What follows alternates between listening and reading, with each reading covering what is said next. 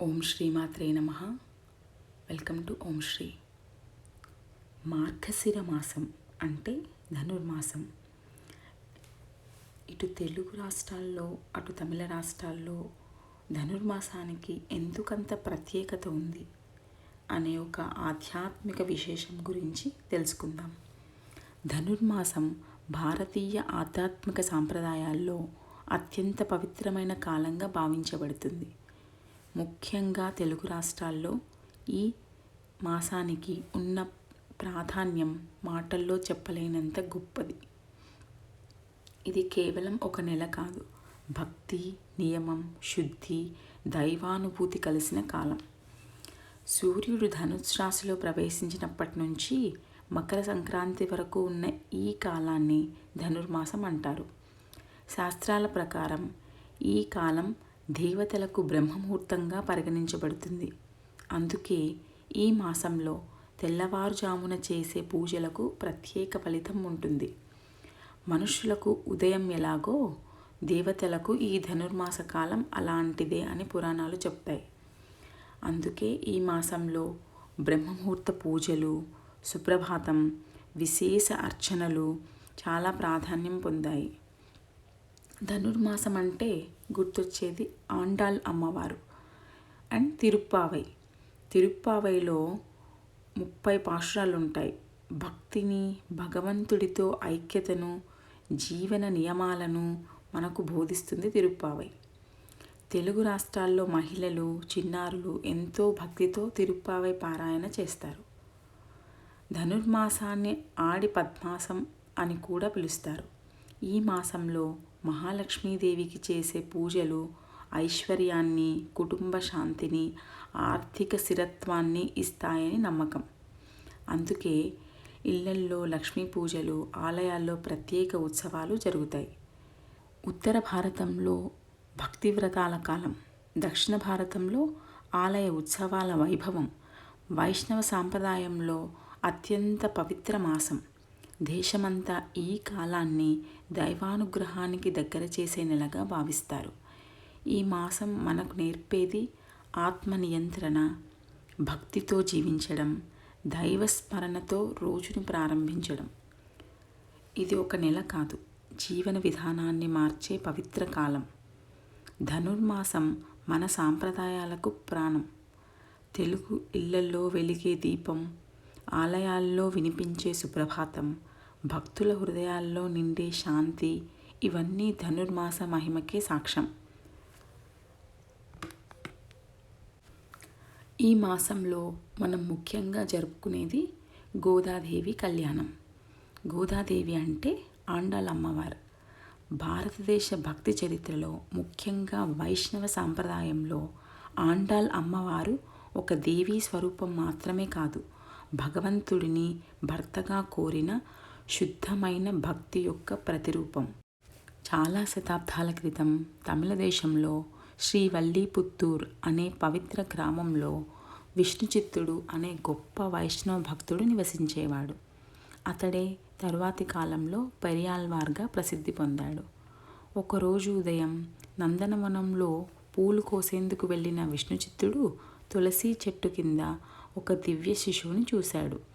ఆ శిశువు ముఖంలో అద్భుత కాంతి, చిన్న చిరునవ్వులోనే దేవీ స్వరూపం స్పష్టంగా కనిపించింది. ఆమెకు కోదై అని పేరు పెట్టాడు.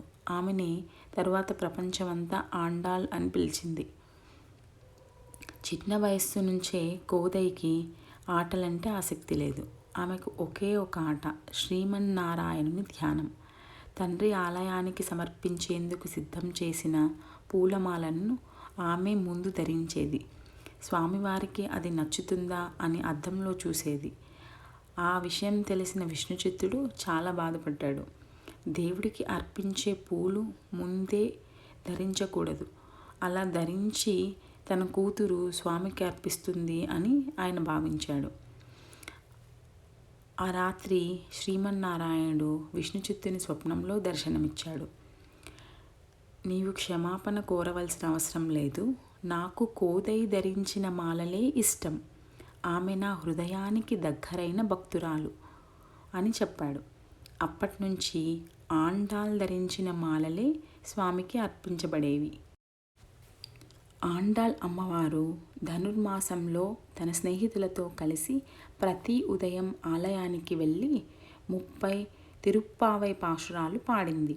ఈ పాశురాలు భక్తి, వినయం, దైవ ప్రేమ, సమర్పణ ఇవన్నీ మనకు నేర్పిస్తాయి. అందుకే తిరుప్పావైను వైష్ణవ వేదం అని అంటారు. ఆండాల్ ఇలా ప్రకటించింది: ఈ లోకంలో ఎవరినీ నేను వరించెను, నా వరుడు శ్రీనాథుడే అని. తరువాతి కాలంలో తండ్రి గారు ఆమెను కళ్యాణం చేసుకోమని అడిగితే ఆండాల్ అమ్మ ఇలా చెప్పింది: ఈ లోకంలో ఎవరినీ నేను వరించెను, నా వరుడు శ్రీనాథుడే అని. పెరియాళ్వార్ ఆండాల్ కోరికను గౌరవించి ఆమెను శ్రీరంగానికి తీసుకెళ్లాడు. ఆ రోజు ఆలయం మొత్తం దివ్యకాంతితో నిండిపోయింది. శ్రీనాథుని దర్శనానికి వెళ్ళిన ఆండాల్ స్వామివారి పాదాల వద్ద తన దేహాన్ని విడిచి స్వామిలో ఐక్యమైంది. అప్పటి నుంచి ఆండాల్ భూదేవి అవతారం, ధనుర్మాసం ఆమె మాసం, తిరుప్పావై ఆమె శ్వాస అని భావించబడింది. తెలుగు, తమిళ ఇళ్లలో ఈరోజు కూడా ధనుర్మాసం రాగానే ఆండాల్ అమ్మవారి పేరుతో తిరుప్పావై పఠనం జరుగుతుంది. ఆండాల్ అమ్మవారి కథ మనకు నేర్పేది భక్తి అంటే అడగడం కాదు, పూర్తిగా అర్పించుకోవటం. ఆమె ప్రేమలో భయం లేదు, లెక్క లేదు, లోకం లేదు, కేవలం భగవంతుడే ఉన్నాడు. ఇలా ప్రతి ధనుర్మాసంలో మనం ఆ శ్రీమన్నారాయణ్ణి, శ్రీ గోదాదేవిని పూజించి శ్రీ గోదాదేవి శ్రీమన్నారాయణుల కళ్యాణం చేస్తాం. ఇది ఈరోజు ఆధ్యాత్మిక విశేషం. మరొక ఆధ్యాత్మిక విశేషంలో మళ్ళీ కలుద్దాం. ఓం శ్రీమాత్రే నమః.